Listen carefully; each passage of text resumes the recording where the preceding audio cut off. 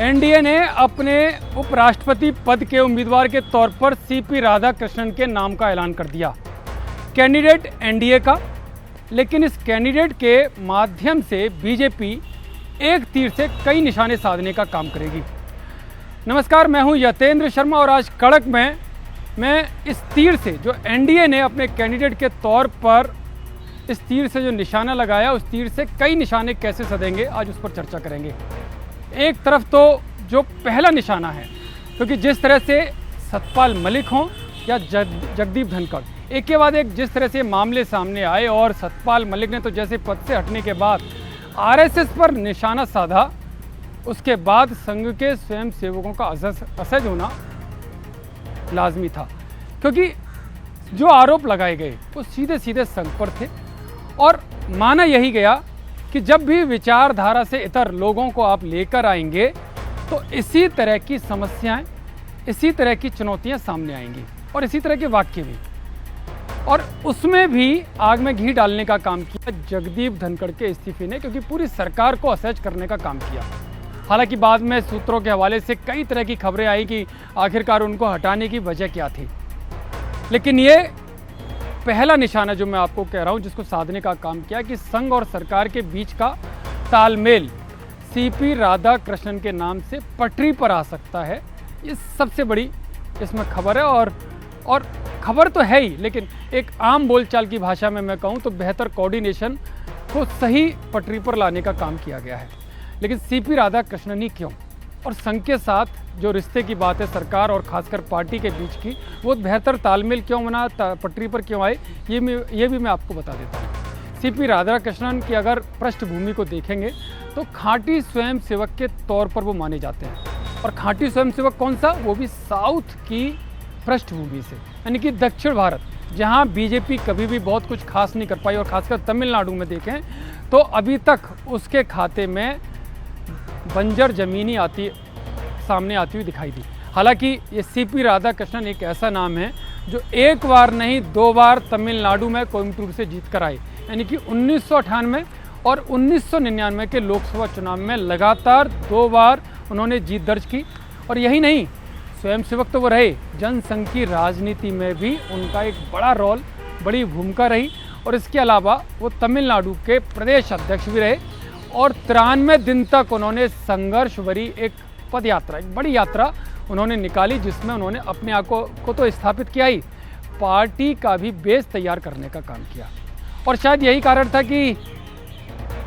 Party ने जब सरकार 2014 में आई, मोदी सरकार, तो उनको आगे बढ़ाने का काम किया और एक बड़ा मैसेज दिया कि तमिलनाडु को लेकर या जो डीएम के जैसे जो राजनीतिक दल हैं वो ज़रूर बीजेपी पर निशाना साधते रहें या भेदभाव की राजनीति का आरोप लगाते रहें और नॉर्थ इंडिया साउथ इंडिया की राजनीति करते रहें, लेकिन प्रधानमंत्री मोदी ने हमेशा ऐसे लोगों को आगे बढ़ाने का काम किया जो देश को एकजुट रखने का काम करें। और यही कारण था कि काशी तमिल संगम की शुरुआत भी प्रधानमंत्री मोदी ने की। लेकिन क्योंकि बात सीपी राधाकृष्णन की हो रही है तो उनकी जो पृष्ठभूमि है वो उस तरह की विचारधारा के प्रति अडिग है। और अब जिस तरह के घटनाक्रम हुए, चाहे वो मलिक का घटनाक्रम हो, चाहे धनखड़ का घटनाक्रम हो, उससे सबक लेते हुए सीपी राधाकृष्णन जैसे लोगों को सामने लाना, उनको आगे बढ़ाना बेहद ज़रूरी हो जाता है। और एक बड़ा मैसेज संगठन ने और सरकार ने संघ को दिया है कि अब वही उसी तरह के व्यक्तित्व को आगे बढ़ाया जाएगा जो विचारधारा के प्रति अटल होगा, विचारधारा के प्रति समर्पित होगा और देश और समाज के हित में काम करेगा। तो सीपी राधाकृष्णन उस छवि पर और उन मायनों में खरे उतरते हुए दिखाई देते हैं। तो ये एक बड़ा रीज़न है। लेकिन इसके अलावा इनको चुनने की बड़ी वजह तमिलनाडु, क्योंकि तमिलनाडु में तमाम कोशिशों के बावजूद भी बीजेपी अब तक बहुत कुछ खास नहीं कर पाई। अगर वोट शेयर की मैं बात करूं तो 2016 विधानसभा के चुनाव में तमिलनाडु में बीजेपी लाख कोशिशों के बाद महज कितने प्रतिशत वोट लेकर आई, मात्र 2.9, यानी कि 2.9 जो परसेंटेज है वो उसको मिला। और 2021 की मैं बात करूं तो उसमें वोट परसेंटेज और गिर जाता है, 2.6% हो जाता है, यानी कि वोट परसेंटेज पिछले विधानसभा चुनाव से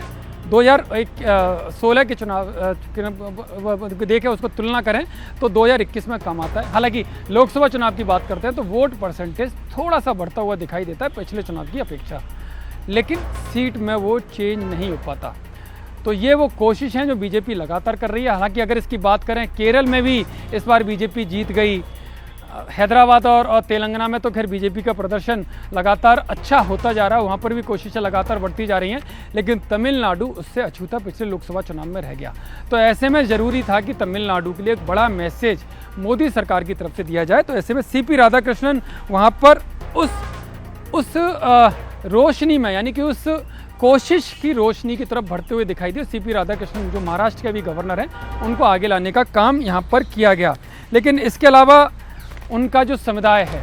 क्योंकि ओबीसी समुदाय से राधाकृष्णन आते हैं और ओबीसी समुदाय में जो गाउंटर समुदाय यानी कि कोंगू वेल्लार जाति से वो आते हैं, तमिलनाडु की जो पश्चिमी बेल्ट है उस पर इस जाति का यानी कि इस समुदाय का बेहद खासा प्रभाव है और ये निर्णायक,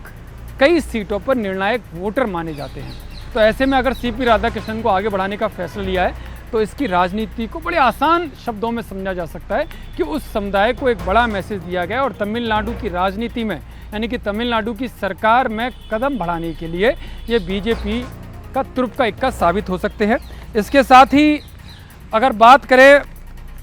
गठबंधन की, खासकर इंडिया गठबंधन की, तो उसमें दरार की कोशिशों के तौर पर भी इसको देखा जा रहा है, क्योंकि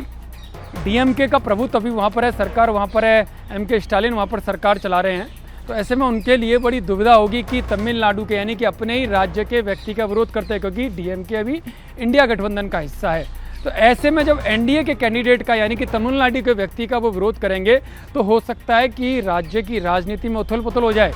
क्योंकि जानकार तो ये भी बताते हैं कि डीएमके के कई सांसद और कई वरिष्ठ नेता ऐसे हैं जो खुलकर सीपी राधाकृष्णन को पसंद करते हैं, उनकी तारीफ करते हैं। हालांकि एक डीएमके नेता ने तो ये कहा कि सीपी राधाकृष्णन बहुत अच्छे नेता हैं, गलत पार्टी में हैं, लेकिन जब एनडीए ने उनको उपराष्ट्रपति के लिए अपना नेता चुन लिया है, अपना कैंडिडेट चुन लिया है, तो डीएमके के लिए बड़ा मुश्किल हो जाएगा अपने लोगों को समझाना, अपने कैडर को समझाना कि आखिरकार वो इसका क्यों विरोध करना चाहते हैं। तो डीएमके ने हालांकि अपने पत्ते नहीं खोले, हालांकि सूत्र तो ये भी बता रहे हैं कि इंडिया गठबंधन की तरफ से डीएमके की तरफ से भी एक और तमिल व्यक्ति को खड़ा किया जा सकता है। तो वो बड़ा मुकाबला दिलचस्प होगा, लेकिन अगर ऐसा नहीं होता है तो सीपी राधाकृष्णन का विरोध करना डीएमके के लिए काफ़ी मुश्किल हो सकता है और कहीं इंडिया गठबंधन में दरार की नौबत भी आ सकती है, क्योंकि एक और जो इंडिया गठबंधन का प्रमुख सहयोगी है शिवसेना उद्धव ठाकरे, उसके नेता संजय राउत ने तो खुलकर सीपी राधाकृष्णन की तारीफ की, क्योंकि महाराष्ट्र के वर्तमान में वो गवर्नर हैं। तो ऐसे में शिवसेना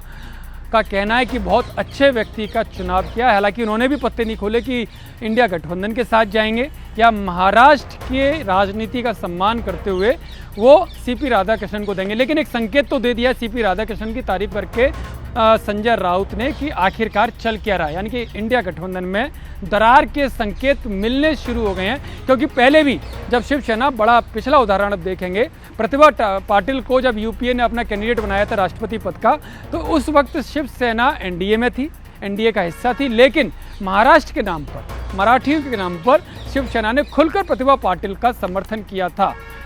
तो ये वो दो उदाहरण जो मैं आपको दे रहा हूँ कि इंडिया गठबंधन में बड़ी दरार पैदा कर सकते हैं सीपी राधाकृष्णन। और इसके साथ ही जो वाईएससीआरपी है,